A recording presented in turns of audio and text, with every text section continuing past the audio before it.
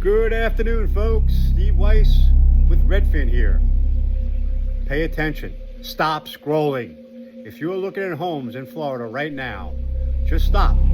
Everyone sees the palm trees, the beautiful pools, and the sunshine. But buying a house down here is completely different. Welcome to episode 1 of Buying Smart in Florida, where we talk about the reality, not just the postcard. Here is the honest truth that your out-of-state realtor might not tell you.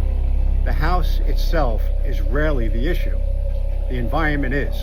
If you're relocating or buying your very first place here, you cannot use the same rules you use in other states.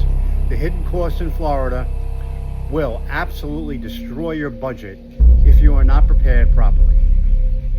So let's talk about the number one rule, which is the roof rule. Insurance companies want a minimum of 5 years of life left when it comes to the roof. So in most parts of the country, an older roof is just something you negotiate. Maybe the seller gives you credit or replace it in a few years. In Florida, if that shingle roof is over 20 years old, and sometimes less than that, the home insurance companies might flat out refuse to cover you. And guess what? No insurance means no mortgage. Listen, if it's a cash buyer and you're not required to carry insurance, which would be crazy, it's obviously not going to have an impact. However, you could find a perfect kitchen, but the roof is old, deal is dead before it even starts. Always ask the permit date for the roof and the other critical items. Rule number 2, elevation matters way more than the view.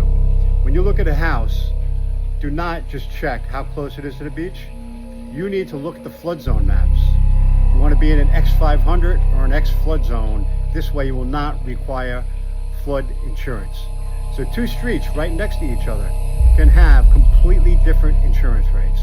We are talking thousands of dollars in the difference per year based on just a few feet of dirt. Before you put an offer in, you need to demand a wind mitigation and a 4-point inspection. Now, there's a high likelihood that the sellers did not do a pre-inspection. So in that case, when you do your home inspection, after you negotiate your contract, you have a window. During that window, that's when you want to do all your inspections. Obviously, home inspection, termite inspection, wind mit, 4-point. If it's septic, you want to do a septic inspection. Those are just some of the ones you certainly want to consider down here. Radon, since we don't have basements, is not necessarily an issue, so you don't need to do a radon test. Florida